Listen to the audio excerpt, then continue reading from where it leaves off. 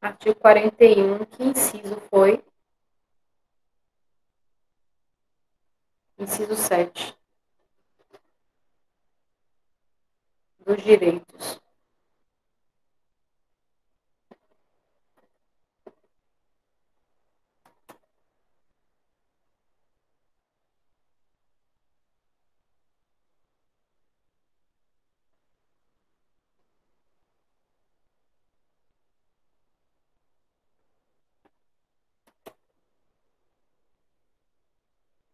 Certo.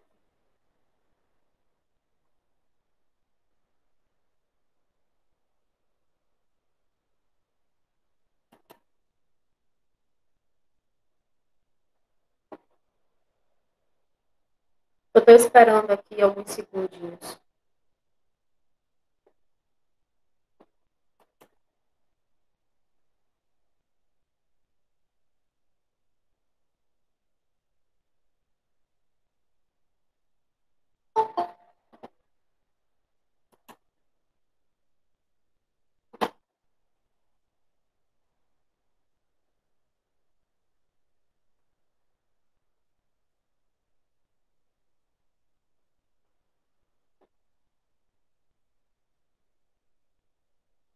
Ah, Joyce, obrigada. De vez em quando é bom, né? Para dar uma.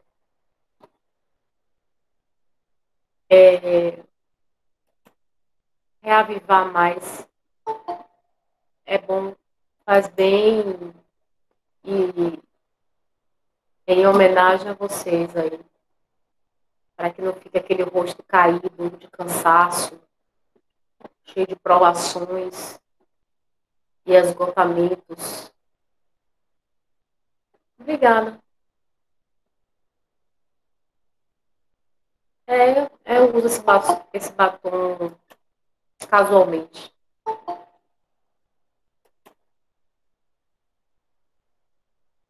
Ele combina até com outros.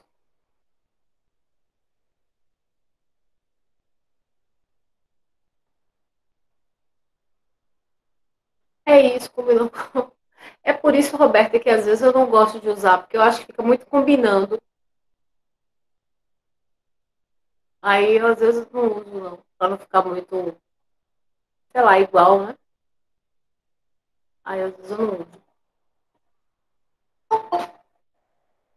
Ah, então pronto, eu vou usar. Obrigada, Érico. Gente, eu queria dizer uma coisa a vocês, que eu já disse antes. Nenhum professor é bonito. O professor pode ser charmoso, charmosa, mas bonito não. Nunca digam isso. Porque se o professor for bonito, se a pessoa for bonita, a pessoa não vai escolher ser professora. Botem isso na cabeça de vocês definitivamente. Por que não? Porque vai ser. Tenho convicção. Gerson é ótimo. É sim, se a pessoa. Olha, quem está dizendo. Eu tenho cátedra para dizer. Vocês têm que concordar comigo. Eu tenho cátedra. Se a pessoa nascer com essa qualidade, ou seja, beleza, jamais esta pessoa seria professor. Vocês têm que entender, no dia que vocês entenderem isso, tudo vai ficar mais, eu diria, óbvio. Só é professor quem não é bonito, entendeu? Então, professora, vamos dizer então que não é o caso da senhora, porque além de professora, é advogada e também juíza leiga. Tá certo.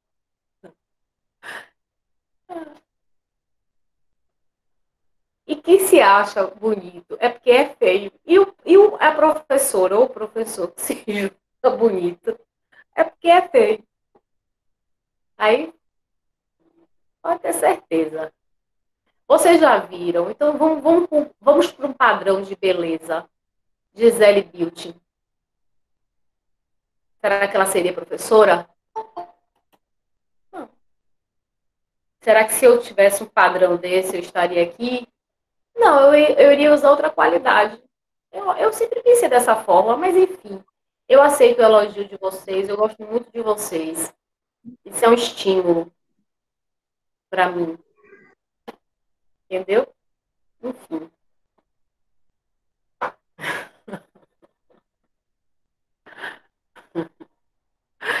É sim, é. Não posso, não. É só isso que eu sei.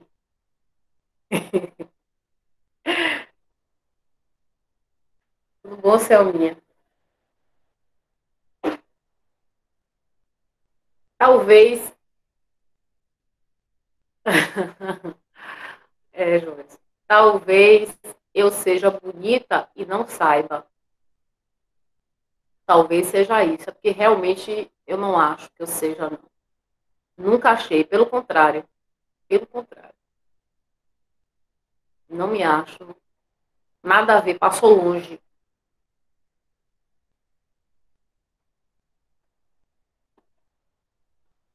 Mas, enfim, a questão da pessoa se identificar. É interessante vocês falarem isso, porque esse é algo que eu trabalho muito na terapia. A imagem que, às vezes, vocês acreditam que eu acho que talvez eu seja uma das pessoas no mundo. Eu tomo um susto, às vezes, com minha própria imagem. A imagem que eu tenho de mim, do meu interior, não tem nada a ver com o meu exterior. E, às vezes, eu já passei por isso, eu não sei se é o caso de alguém aqui. Eu, às vezes, passo por um espelho, ou, por exemplo, eu não assisto minhas aulas gravadas, eu nunca me assisti falando, até porque eu morro de vergonha disso. Morro de vergonha. Eu jamais me assistiria falando. Mas, assim, as raras vezes que eu já tive a oportunidade de me ouvir, assim, um minuto, alguma coisa assim, que a pessoa tenha colocado, porque gravou. Obrigada. Porque gravou, eu tomo um susto comigo. Vocês acreditam nisso? Porque é como se para mim fosse outra pessoa, assim. Eu até às vezes eu digo assim, poxa, eu tava até bem, eu me acho desengonçada, eu me acho feia, eu me acho tanta coisa, e na hora que eu olho, eu tomo assim um susto comigo, poxa, até meu cabelo estava arrumado. A imagem que eu tenho do meu interior não tem nada a ver com o meu exterior, por isso eu não acho o que vocês acham, entendeu? E às vezes eu tomo um susto comigo. Eu passo assim diante do espelho e eu ainda volto assim para me certificar que eu estava bem. Uma vez eu falei numa palestra. Obrigada, Marizane. Vocês são ótimos. Meu Deus, eu quero ficar com vocês. Uma vez eu gravei uma palestra, aí fiquei falando, aí pensei, cheguei em casa, a palestra estava gravada, e eu pensei, meu Deus, eu deveria estar um monstro nessa palestra. Primeiro andando, que eu ando toda desengonçada, meu cabelo devia estar horrível, meu cabelo devia estar horrível, e minha fala devia ter sido ridícula. Eu pensando tudo isso, né? Aí um aluno gravou essa palestra e me mostrou. Eu sinto muita vergonha de me ver falando, muita vergonha mesmo. Mas aí eu vi assim, um minutinho, aí eu fiquei, depois eu falei assim, poxa, até que eu não estava tão mal assim. Meu cabelo estava arrumado, é, minha fala tinha alguma conexão, e eu andei de forma até elegante, eu até me surpreendi, porque a imagem que eu tenho do meu íntimo não corresponde a essa imagem que vocês veem. Então, para mim, fica muito desconexo. É mais ou menos assim, vou exemplificar. É como aquela pessoa magérrima que se acha gorda. Eu tenho isso muito sedimentado, muito consolidado. Então, para mim, é muito difícil isso. Mas, enfim, eu não vim aqui para fazer terapia com vocês, né? Eu vim aqui para dar aula. Mas foi bom. A beleza interior, exatamente. Mas eu não me sinto nem bela, assim, nem interiormente. Talvez eu me seja muito dura comigo mesma. Algumas pessoas, inclusive, falam isso para mim. E talvez eu seja mesmo muito rigorosa, muito mesmo. Mas, enfim, é algo que se tem que trabalhar, né? É algo que se tem que trabalhar. Enfim, eu gosto muito dessa turma, eu já disse isso e vou repetir sempre. Não porque eu precise repetir ou porque vocês precisem ouvir, mas é porque é bom de se falar.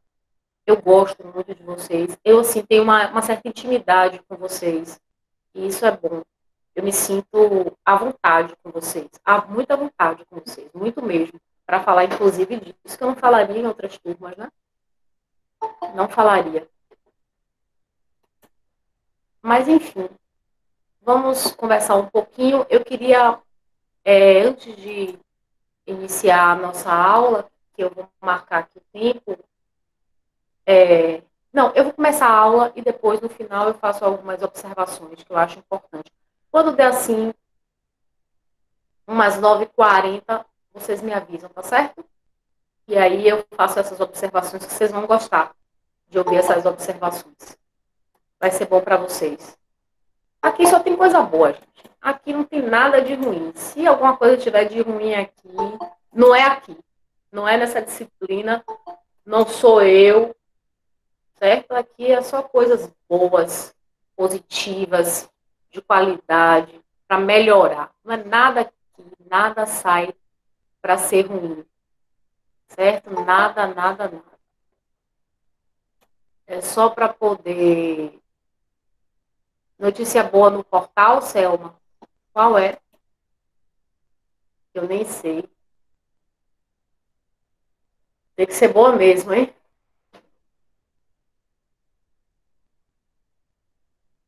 Ah, é.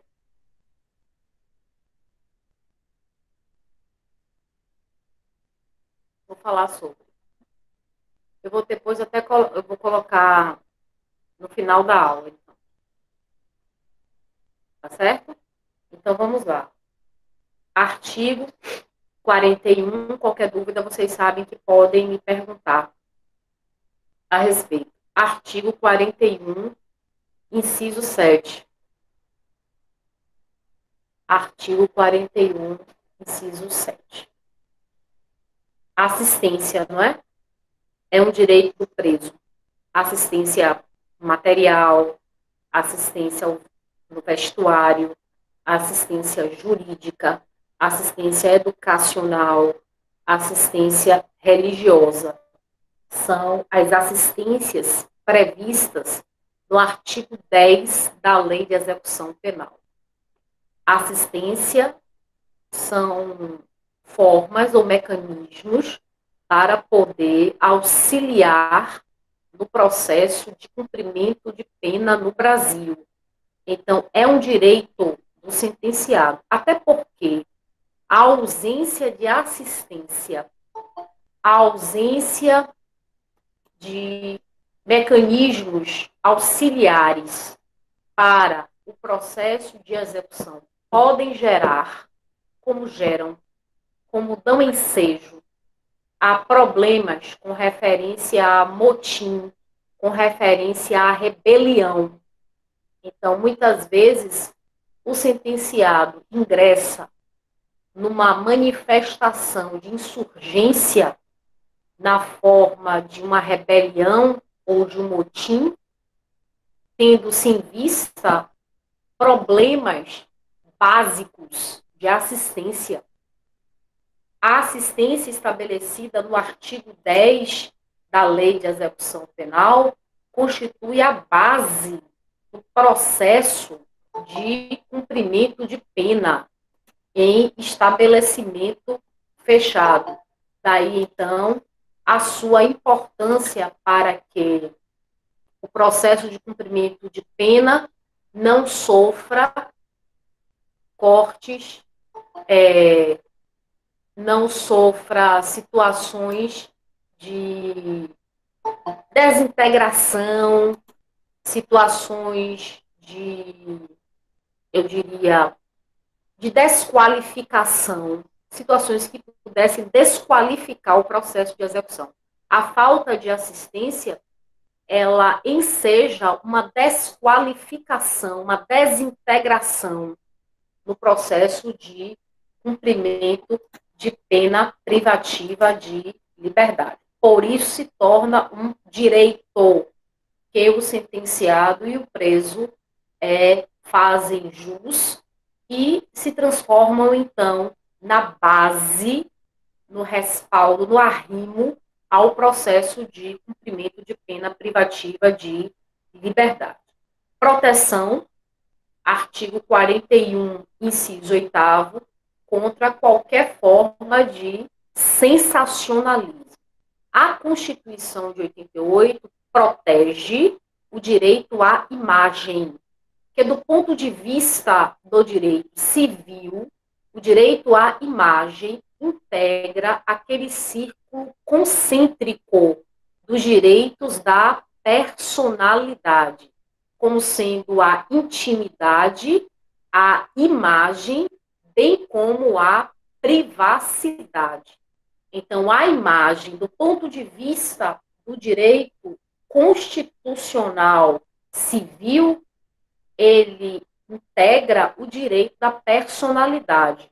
A Constituição reforça esta proteção, estabelecendo a Constituição de 88, sim, Sofia, estabelecendo a proteção constitucional do direito à imagem.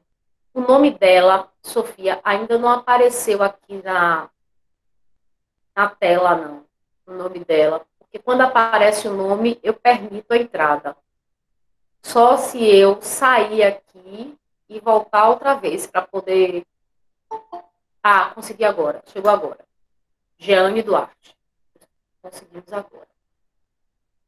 Então, é um direito constitucional o direito à imagem. A par de ser um direito civil, um direito constitucional civil, é também um direito constitucional, o direito à imagem, porque a Constituição estabelece, dentro do artigo 5º, que é o artigo dos direitos e garantias fundamentais, a proteção constitucional à imagem.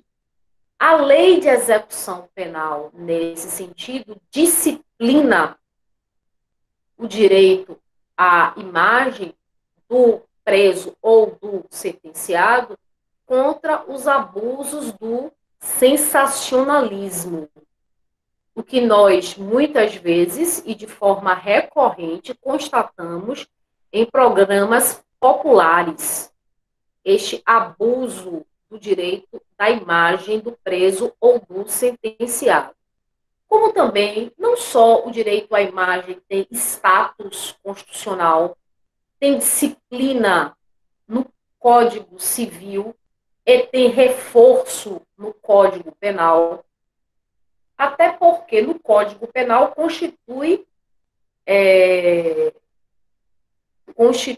crime a possibilidade de uma lesão à imagem que, de uma certa forma, integra a honra da pessoa.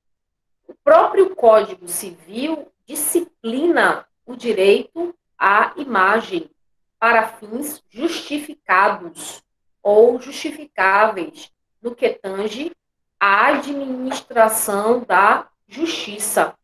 Então, por exemplo, vamos recorrer ao artigo, deixa eu olhar aqui, o artigo do Código Civil, me parece, então, o artigo dos direitos da personalidade, artigo 20.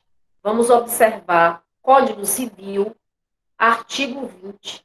Salvo se autorizadas ou se necessárias, a administração da justiça ou a manutenção da ordem pública, a divulgação de escritos, a transmissão da palavra ou a publicação, a exposição, a utilização da imagem de uma pessoa poderão ser proibidas a seu requerimento e sem prejuízo da indenização que couber, se lhe atingirem a honra, a boa fama e a respeitabilidade, ou se destinarem a fins comerciais.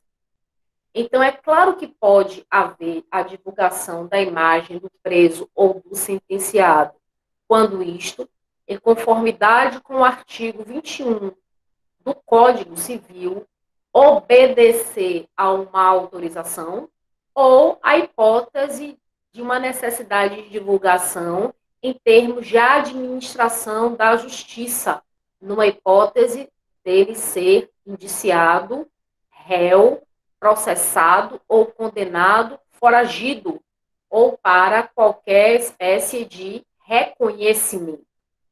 Então, essa disciplina legal, o sentenciado ou preso não está obrigado a se deixar fotografar ou se deixar filmar. Ele pode recorrer a este direito constitucional, que está disciplinado no Código Civil e que o Código Penal também reforça. Pode haver divulgação da imagem do preso ou condenado? Sim, mediante autorização do próprio, ou quando, por exemplo, for necessário a manutenção da ordem ou da segurança pública, bem como da administração da justiça, na hipótese dele fugir, ser um foragido da justiça, ou para fins de reconhecimento. A parte disso, vamos imaginar que não haja essas três situações. Então, o preso ou o condenado pode não desejar ter a sua imagem divulgada. Suponha-se que ele se encontre numa audiência. Isto impede que a audiência ou a sessão seja filmada? Não. Pode-se filmar a audiência, pode-se filmar a sessão, mas ele pode exercer o seu direito constitucional, que pode não estar excepcionado pela regra do artigo, pode não estar, perdão, disciplinado pela regra do artigo 21 e não desejar ser filmado. Não é porque ele é preso ou condenado que desaparece para ele esse direito constitucional, que o Código Civil, no artigo 21, disciplina e que o Código Penal reforça a proteção. Então, quando se protege contra o sensacionalismo, isto não nos leva a considerar que o sentenciado ou preso não possa ter a sua imagem divulgada. Pode. Em que situações, quando ele autorize, ou mesmo que não autorize, seja necessário, justificável para a administração da justiça ou para fins de segurança. Nesse sentido, sim, a imagem dele deve ser divulgada. Um exemplo clássico, eu diria mesmo emblemático, é a hipótese dele se encontrar foragido, bem como a hipótese de um reconhecimento. Nesse sentido, é necessário a divulgação da imagem. Então, tem de se fazer uma consideração relativamente ao artigo 41, inciso 8º da Lei de Execução Penal, proteção contra qualquer forma de sensacionalismo. É nesse sentido de que a imagem é um direito constitucional, está firmado como círculo concêntrico do direito civil, recebe a proteção do Código Civil no artigo 21 ou 20, salvo engano, e também é penalmente tutelado na esfera dos crimes contra a honra. E a parte, tudo isso, a lei de execução penal, que se firma no sentido a proteção do preso ou do sentenciado quanto a qualquer forma de sensacionalismo, isto é, de abuso, de excesso no uso ou na utilização da imagem do preso ou do sentenciado. O artigo 41, inciso 9 da Lei de Execução Penal, determina que o sentenciado ou preso tenha direito à entrevista pessoal e reservada com o seu advogado. Nos Estados Unidos, é muito comum o denominado parlatório, em que não há, nas unidades penais, um contato em espaço físico comum do preso ou condenado com o advogado. No Brasil, há alguns estabelecimentos penais, algumas unidades carcerárias, como, por exemplo, na Polícia Federal, que fica aqui no bairro da Água de Meninos, há um sistema do parlatório. No sistema do parlatório, a comunicação ela se dá através de um interfone ou através de um vidro em que eu posso, através do vidro, me comunicar com o interno, aquele que está custodiado. Então, esse sistema de parlatório é muito comum nos Estados Unidos. No Brasil, em algumas unidades penais. Eu conheci o sistema de comunicação, eu denomino de sistema porque é um modelo de comunicação entre o preso e o advogado, que eu achei muito interessante. Ele existiu aqui na casa de detenção. Me parece que atualmente não é mais assim. A casa de detenção adota o parlatório. Então, antigamente, nós éramos conduzidos a uma sala. Esta sala tinha um vidro e ficava o advogado no mesmo espaço físico que o preso, e do lado de fora desta sala, o agente penitenciário, que não impedia que o preso tivesse um contato mais próximo com o seu advogado. Também eu alcancei este modelo. Mas, de um modo geral, as unidades penais têm uma arquitetura prisional que atenda à necessidade de separação física entre o preso e o advogado.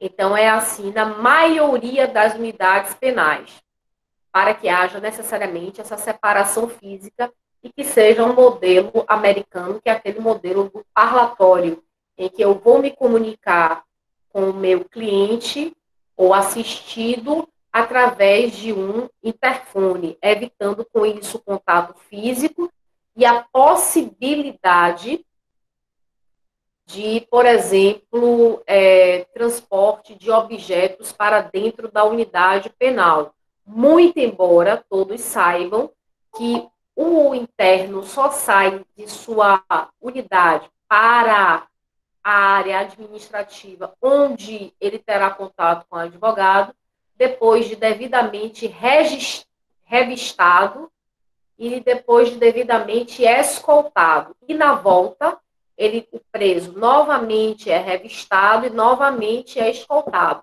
Então, existe nas unidades penais um padrão de acompanhamento do preso para que não haja internalização de objetos ou instrumentos proibidos, vedados, dentro da unidade penal. Alguém colocou aí anteriormente, fez um comentário afirmando, Augusto, dizendo que, no caso suspeito, a mídia divulga sempre, sim.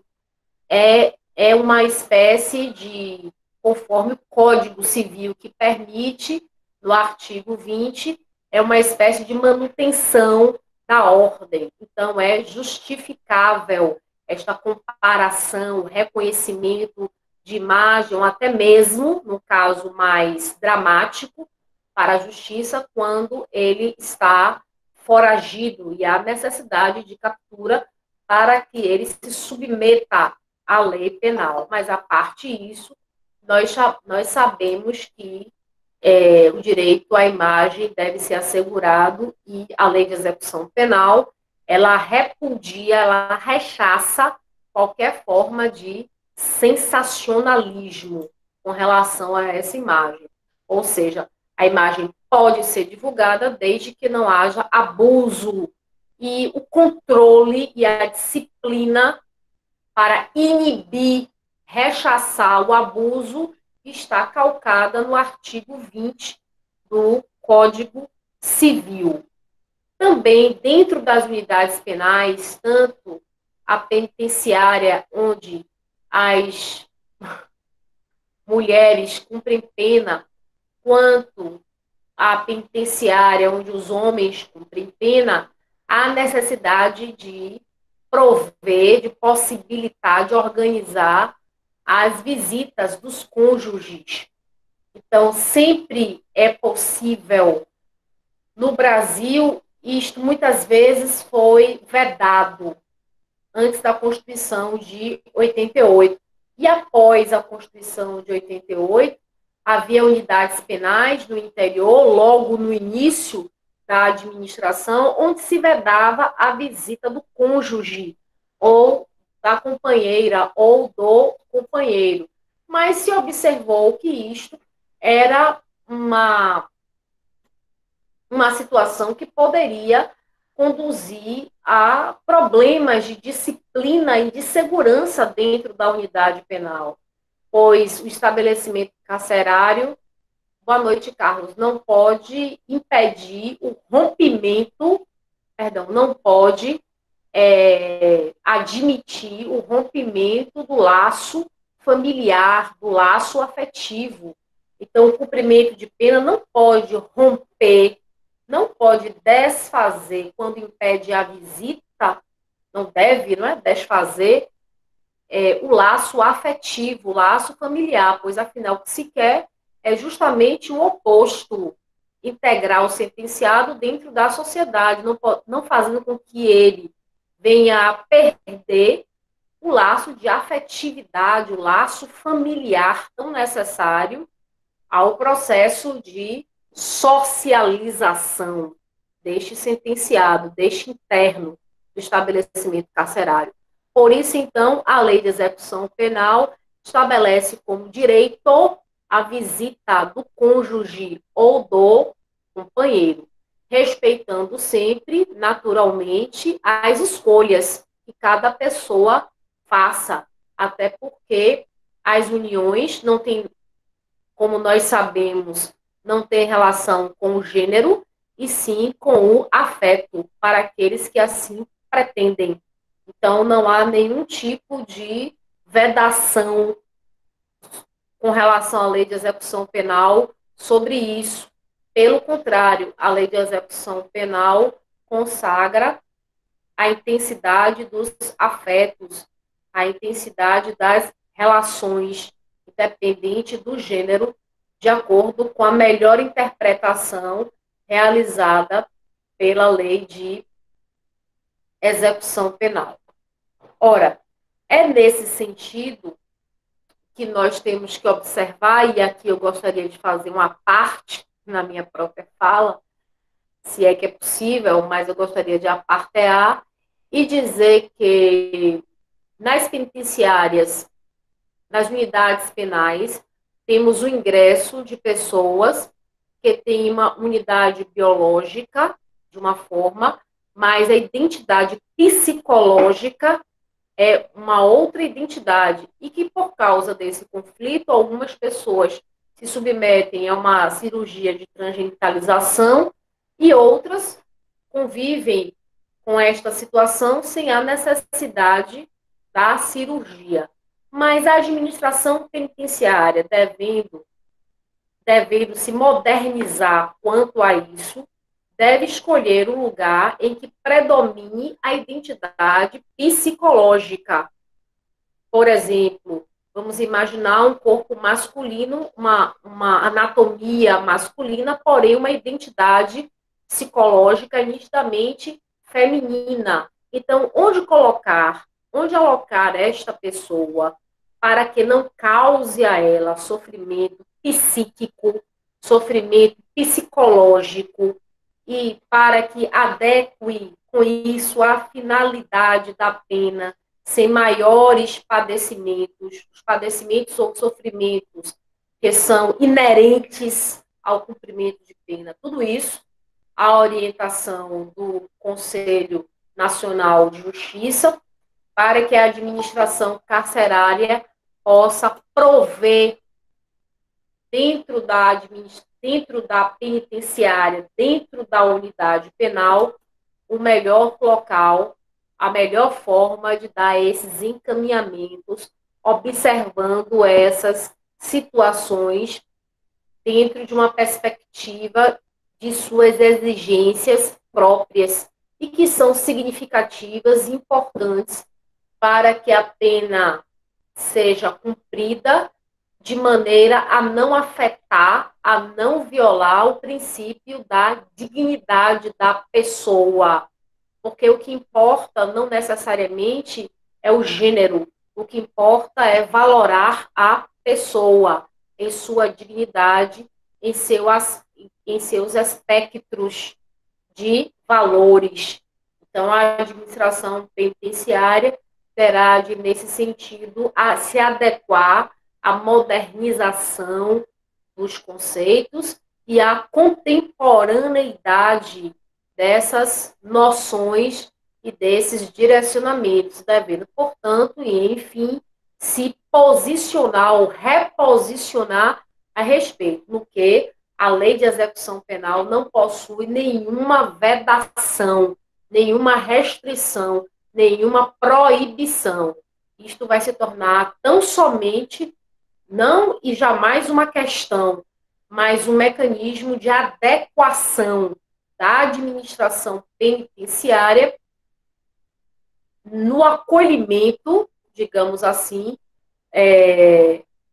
dessas pessoas sentenciadas que apresenta esse padrão de uma unidade, de uma estrutura biológica de uma forma e uma identidade psicológica de outra. A administração penitenciária, como qualquer administração da estrutura pública, deve estar preparada para o acolhimento devido, claro, sempre numa perspectiva de cumprimento de pena, portanto, com alguma situação ou outra mais ortodoxa ou mais padronizada. Na verdade, o que se trata, antes de tudo, de um estabelecimento em que há necessidade de cumprimento de pena e, portanto, esse estabelecimento pode ter algumas padronizações, mas nada que possa violar a dignidade da pessoa humana em seu valor, portanto, espiritual. O sentenciado e o preso, e agora, para a finalidade didática, eu vou chamar de interno, porque sentenciado ou preso, todos são no sentido comum da expressão interno, muito embora a lei de execução penal só denomine interno aquele que está submetido a medida de segurança, mas eu gostaria, doravante, de chamar interno aquele preso ou sentenciado, para que nós identifiquemos uma expressão mais fácil, mais didática e mais comum. Embora coloquem na mente de vocês, todos saibam que rigorosamente, no sentido técnico interno, é aquele que cumpre a medida de segurança. Mas no sentido comum, eu vou denominar preso ou sentenciado de interno. E ninguém vai chegar na penitenciária e vai dizer, eu gostaria de falar com um preso. Deve falar, eu gostaria de conversar, eu gostaria de falar com um interno, eu sou advogada dele, e, portanto, solicitar a presença dele em horário administrativo, não é? Em horário administrativo. Então, todo interno, no conceito lato sensu, ele deve ser chamado pelo nome. Existe numeração, caríssimos, existe a numeração que é denominada de matrícula penal, a numeração, que é denominada de matrícula penal, que é um número, a matrícula penal. Todo o interno possui matrícula penal, que é um número para individualizar, digamos assim, no prontuário do histórico carcerário daquele interno. Porque pode existir, como existe, homônimo, nomes iguais. Por exemplo, eu conheci vários internos com o nome de José Bispo dos Santos. Então, a matrícula penal dentro da unidade penal, é uma das maneiras optadas pela lei para fazer essa distinção a fim de evitar confusões. É claro que do ponto de vista processual, do processo de execução ou dos autos do processo de execução em trâmite na vara de execuções penais, a vara responsável, a vara que tem a atribuição de conhecer o processo de execução, não se trata de matrícula penal, se trata de nome do interno, nome da mãe, RG, etc., etc., e todos os símbolos e sinais de identificação e de individualização. Mas para dentro da unidade penal, da unidade carcerária, do estabelecimento penal, a lei de execução penal estabeleceu a matrícula penal para distinguir os internos que, porventura, possuam o mesmo nome. Então, a matrícula penal reforça essa distinção. Mas, dentro da unidade penal, o interno não deve ser chamado pelo número, porque, é claro, é um tratamento desumano, é para desqualificar, para retirar a qualidade do senso de humanidade, se eu chamar o interno pelo número. Então, eu devo chamar pelo nome. É importante o nome como a sua identidade, como algo que lhe individualiza. O nome é a etiqueta da pessoa, como a pessoa se apresenta no mundo, e é muito importante. Não é verdade? Então, não é pelo número. O número é só para a finalidade de registro de histórico carcerário, a fim de que os nomes não provoquem, os nomes iguais, os homônimos, não provoquem uma confusão. Então, é só para uma situação inerente ao estabelecimento carcerário.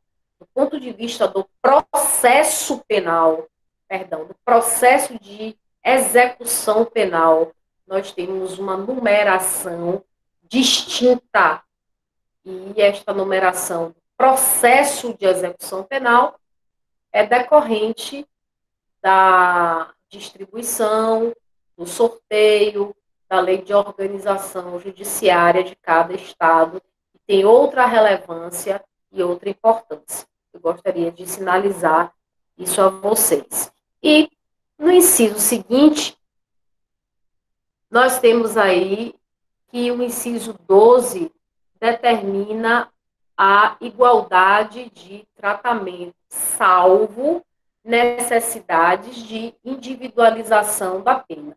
O princípio da igualdade, como todos podem constatar, é um princípio que tem status constitucional. O princípio da igualdade consiste em tratar a todos igualmente e tratar os desiguais desigualmente na medida das suas desigualdades.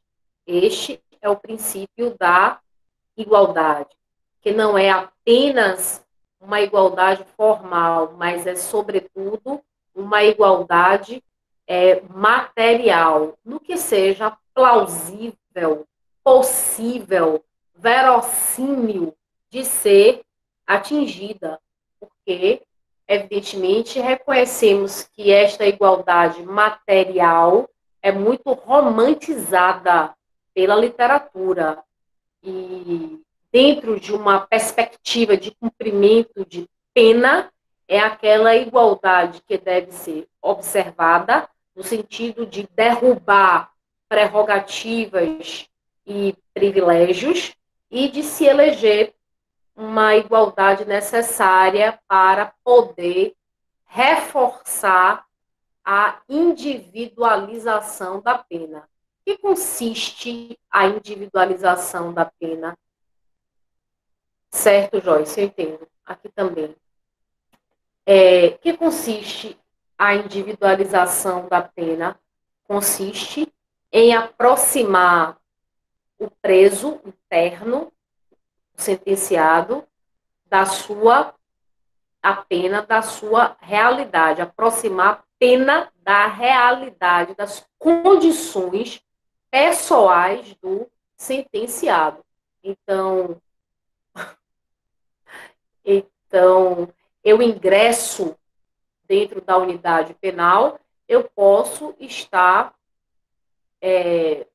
com algumas comorbidades, como, por exemplo, diabetes, como, por exemplo, pneumonia, como, por exemplo, AIDS. Então, essas comorbidades, essas afecções é que podem sugerir para a administração carcerária um tratamento específico. O preso pertence à comunidade, o preso não pertence ao Estado.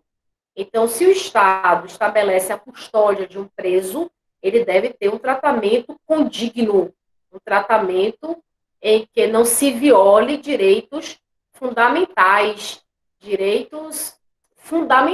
do sentenciado. Vocês são brilhantes, né?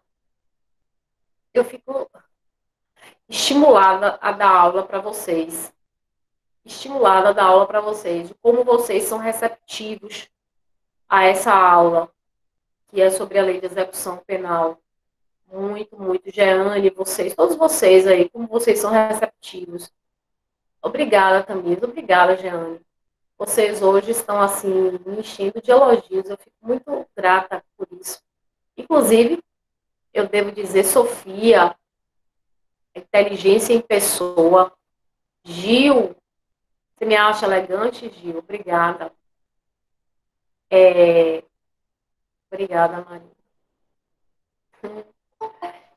Deixa eu dizer uma coisa a vocês. Inclusive, o elogio é uma forma de estímulo ao sentenciado ou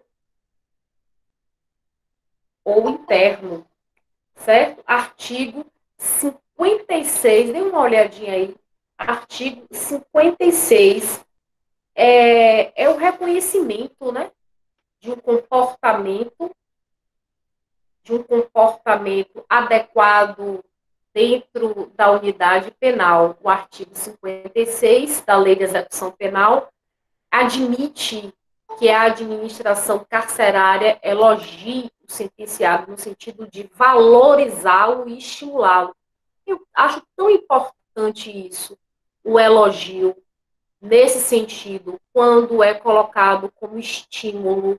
Por exemplo, vocês, quando as aulas eram presenciais, eu me sentia estimulada. Ali. Oi, Lícia. Eu me sentia estimulada a ministrar a aula a vocês, porque vocês sempre silenciosos e comprometidos com a aula. E hoje que nós estamos, tudo bem, Lícia, e hoje que nós estamos distantes fisicamente, vocês têm essa sintonia comigo. Isso é muito bom, eu me sinto muito reconhecida enquanto profissional, empenhada em fazer o melhor possível, certo? Para vocês. Então, o elogio é essa forma. O elogio é essa forma de que nós possamos sentir valorizado. E o interno, nesse sentido, artigo 56, é uma forma de recompensa. Considere uma administração que só aplica sanção disciplinar. É uma administração em que não há estímulo ao crescimento, à integração do sentenciado, ao passo que o elogio é algo que pode ser certificado dentro do histórico carcerário do interno e que isso pode ser um elemento formador da convicção do juiz para que ele possa conceder a liberdade condicional, a progressão de regime, etc, etc. Gil, fique calado, por favor. Eu sei que você já estudou todas as disciplinas comigo. Quem mais sabe disso, você pode ter certeza, sou eu. Que atravessa isso aí desde já há alguns anos, já há uns 2 anos. Gil é o meme. Exatamente. Você definiu. Quem foi que definiu? Gil é um meme. É um ícone. Ainda bem que você não pode. Eu não quero chocolate nenhum, Gil, até porque eu não quero engordar. Sofia, inteligente como você. É um meme. E eu não quero que Gil fique falando. Também acho. Thalita, por favor, Thalita, chega.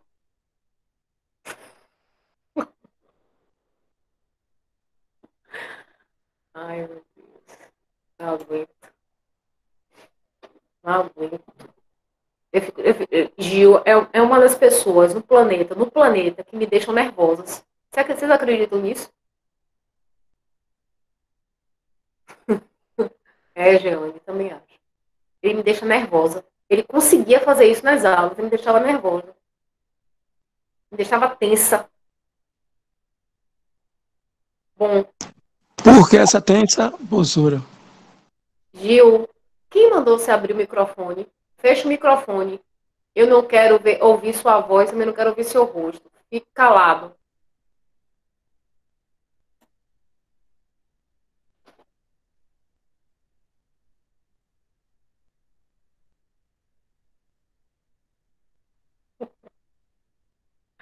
A banheira de formol.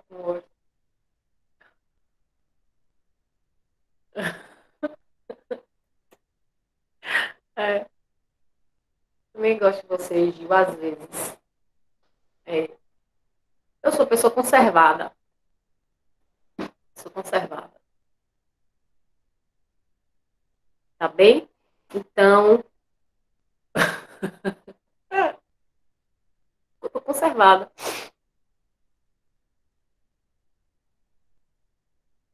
Tá certo? Então, tratamento individualizado. Tratamento individualizado. Por quê? Para observar essas peculiaridades. Tá bem? Então, essas comorbidades, e se o sentenciado, por exemplo, o sentenciado que tem uma paralisia, tudo isso deve ser observado pela administração carcerária, e é uma forma de individualizar a pena, aproximar a pena às condições pessoais do sentenciado, preservando sempre o princípio da igualdade, que significa, antes de tudo, derrubar qualquer espécie de privilégio e prerrogativa. Tá bem assim? Então, vamos continuar. Direito à representação e à petição a qualquer autoridade em defesa do direito. Quando eu leio esse artigo, eu não vejo como impedir que um sentenciado interno dentro de uma unidade penal que já tenha direito por preencher requisitos ao livramento condicional, à progressão de regime, dele mesmo postular ao livramento condicional e à progressão de regime.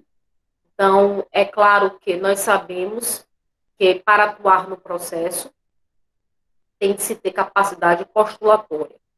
Mas nós não podemos deixar de considerar que um interno dentro de uma unidade penal não pode exercer plenamente os seus direitos civis, que são direitos de primeira geração ou primeira dimensão, que foram direitos que surgiu no século XIX, com a Revolução Francesa. Nesse sentido, é que o preso não poderá fazê-lo em plenitude de possibilidades. Por isso, a Lei de Execução Penal facultou e reforçou esse direito, e a Constituição recepcionou esse direito. Direito de pedir, de postular perante qualquer autoridade pública. Inclusive, muitos pleitos, pedidos de sentenciados no Brasil em cumprimento de pena para tratamento equiparado e extensivo a ele são recebidos pelos tribunais superiores na vestimenta de um habeas corpus. Então, vamos imaginar que um sentenciado em uma unidade penal escreva na forma de uma carta.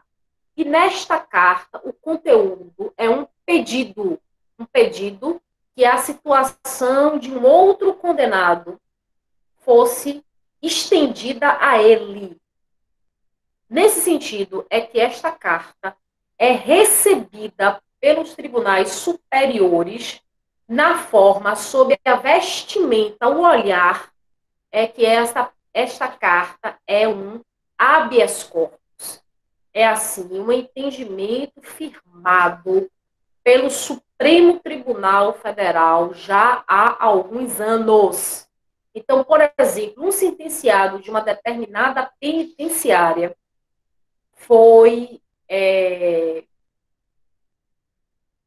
teve sua situação jurídica amenizada, sua situação jurídica minorada, atenuada. E este outro sentenciado observou que os processos de cumprimento de pena são semelhantes. Então, ele pode, na forma de uma carta, dirigir esta solicitação aos tribunais, e esses tribunais recebem esta carta na forma, sob a vestimenta de um habeas corpus. Este entendimento já está firmado pelo Supremo Tribunal Federal. E é exatamente em razão disso é que se consagra o direito de peticionar o preso. Previsto na Lei de Execução Penal, o destinatário pode ser qualquer autoridade, mesmo sendo a autoridade judiciária. O sentenciado pode ter contato, como tem, com o mundo exterior, não é? Através de correspondência escrita, através da leitura, não de celular, porque nós sabemos que portar celular dentro da unidade penal é um crime que pode ser praticado pelo interno.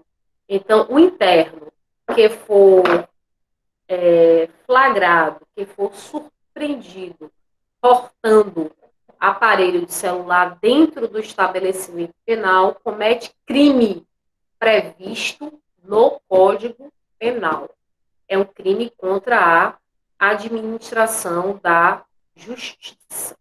Então, está aí, caros, em linhas gerais, naturalmente, né? Em linhas gerais, naturalmente, os direitos dos sentenciados, os direitos dos presos. Mas eu gostaria, então, de falar a vocês, nesse momento, duas situações. A primeira situação é relativamente às sanções disciplinares. A sanção para o crime, nós sabemos, é a pena, em regra, pena privativa de liberdade, na espécie de reclusão ou na espécie de detenção.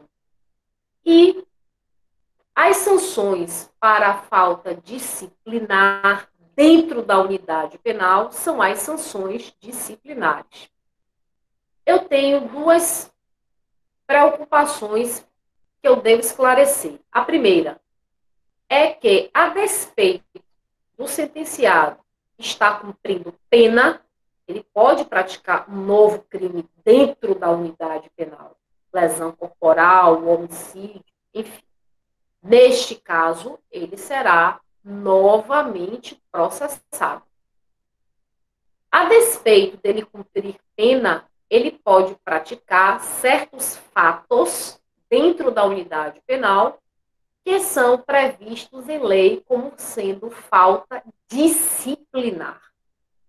Se ele pratica uma falta disciplinar, e as faltas disciplinares estão previstas no artigo 50 da Lei de Execução Penal, ele responderá com base em uma sanção disciplinar.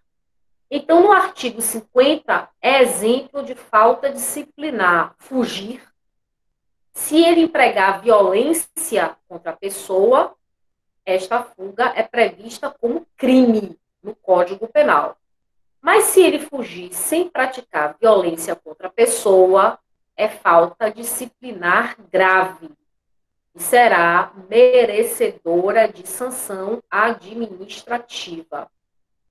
Como também é falta grave possuir instrumento capaz de ofender a integridade física ou mental de uma pessoa, constitui falta grave. As faltas graves estão definidas no artigo 50 da Lei de Execução Penal. Existem faltas médias, mas as faltas médias estão disciplinadas, podem ser disciplinadas pelas assembleias legislativas de cada estado. Não existem faltas leves, só existem faltas médias, previstas pelas assembleias legislativas de cada estado, e as faltas graves, que são aquelas preceituadas aqui no artigo 50.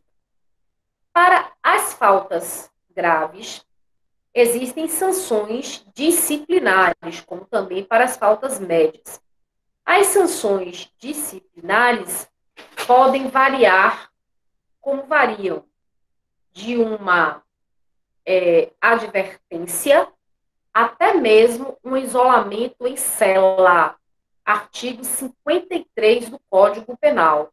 Eu acabei de analisar o artigo 50, estou no artigo 53 do Código Penal. O artigo 50 elenca as faltas graves. O artigo 53, as sanções disciplinares. Não são sanções penais, são sanções que têm natureza de direito administrativo. E elas podem variar de uma advertência verbal, porque é verbal, é oral. Depois eu posso ter uma repreensão, que é uma advertência escrita, que vai constar no prontuário do sentenciado. A suspensão de certos direitos, como, por exemplo, a suspensão por um tempo da visita do cônjuge, que é a mais temida, e a falta média é aquela estabelecida pela Assembleia Legislativa de cada estado. A falta média, que a falta grave é a do artigo 50.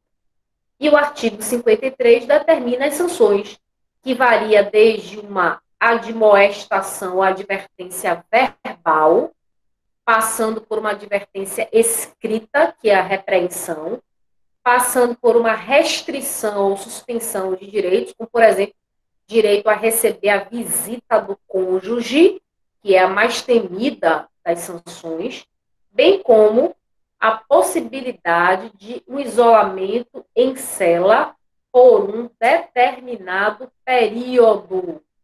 Este isolamento não é em cela escura, é na cela por um determinado período.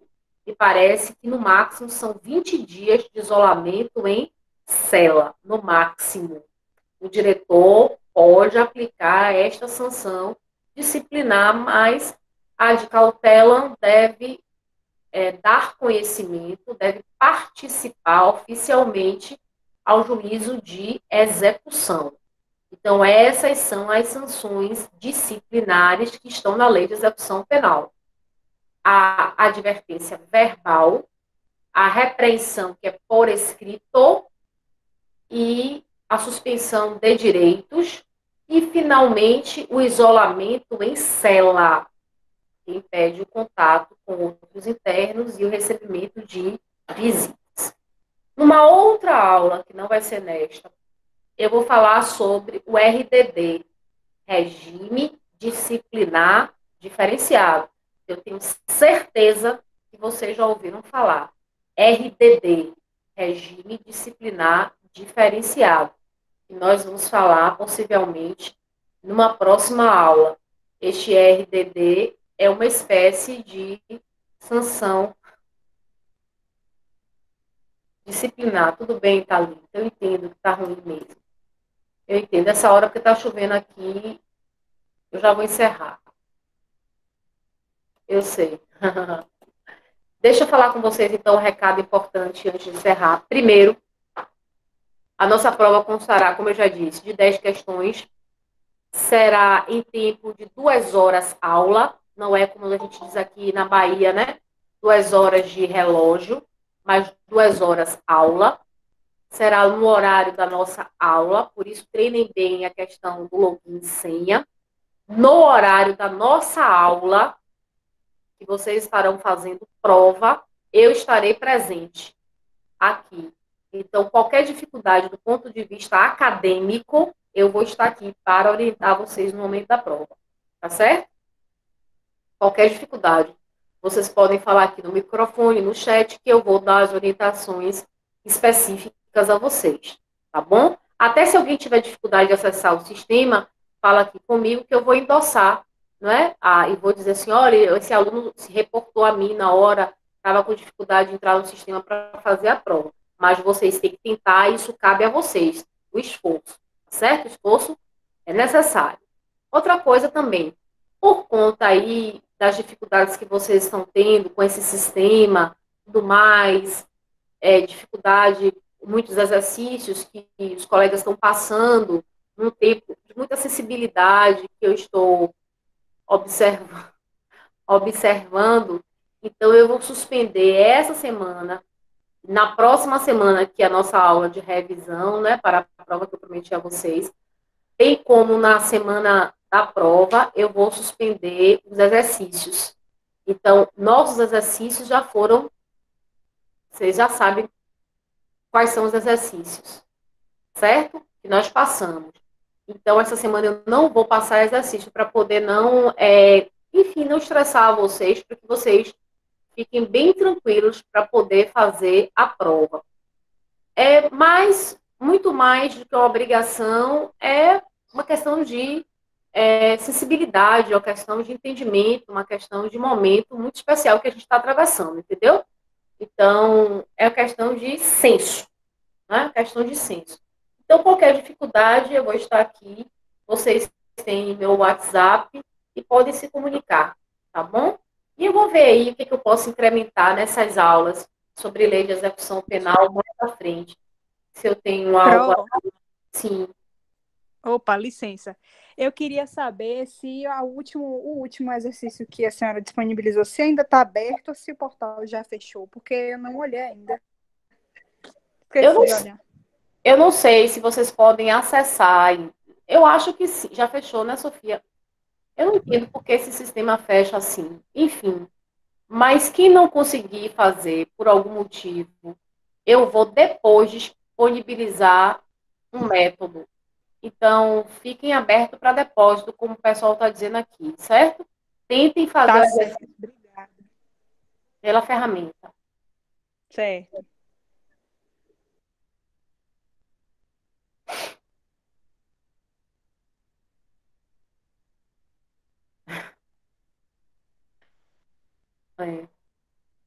É isso, gente. Os outros são os outros, não tem a música assim. Mas eu entendo que eu estou cumprindo com o meu dever. Não estou nem sendo compreensiva, é a questão de cumprimento de dever mesmo e de senso.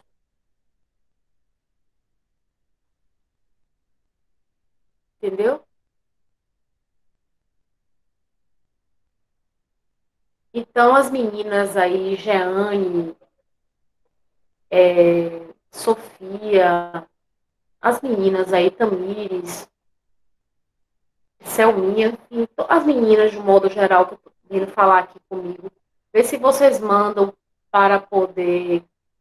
Não mande aí para meu e-mail. Eu estou com meu e-mail abarrotado. Eu gostaria muito que vocês fizessem pela ferramenta. E se vocês não conseguissem, vocês vão arquivando que eu vou ver uma forma, tá certo? Mas o importante é fazer. Muito bem, Jeane. O importante é fazer. Pois é, Thalita. Certo? O importante é fazer as atividades, tá bom? De qualquer forma, fiquem bem tranquilos para poder estudar. O importante é a gente garantir a integridade do conteúdo, o que for possível, entendeu? Se não conseguir, vai arquivando que eu vou ver uma forma, tá bem? E assim, gente, nós estamos na casa de vocês, e vocês estão em nossa casa. Então, nós temos que garantir esse processo como sendo uma relação de sinceridade, de integridade. Isso aqui não é para estressar vocês, nem para poder deixar vocês sobrecarregados. Isso aqui tem que ser feito, claro, cumprindo com o dever, mas de uma forma delicada, de uma forma sensata, de uma forma razoável, plausível, enfim, né? Thalita, você é muito naturalista com as palavras. Não é isso que eu quero dizer. Eu quero dizer que isso deve ser da melhor maneira possível e que nós estamos nessa situação. Eu vou encerrar também por causa da internet, porque realmente ficou muito ruim, tá bom? Então, Deus abençoe vocês, proteja, certo? E a gente vai se ver na quarta-feira, tá bom? Eu gosto muito de vocês, fiquem com Deus. Eu estou sempre próxima a vocês, sempre mesmo, tá certo? A gente está aqui para servir vocês. Deixem aí o presente de vocês e na quarta-feira a gente se fala melhor. E todos têm meu celular, podem se comunicar comigo, tá bem? Carane, beijo, Thalita também, obrigada. Érico, Guiomar, Jeane também, Sofia inteligente, Jeane bonita, Roberta charmosa, todos vocês são bacanas demais. Gosto muito de vocês. Abraço, Gil. Carlos, Zeron, tudo bem. Não fiquem na sala, viu? Desliguem aí para a gente poder fechar aqui a sala, que eu não queria, Amandinha, beijo, que eu não queria deixar vocês aí sair primeiro que vocês, eu fico meio sem graça. Então, podem sair e eu vou fechar aqui a sala, tá bem? Pronto. Tamires, tchauzinho, beijos para todos. Leandro, Léo, beijo. Lícia, um beijão. Marina,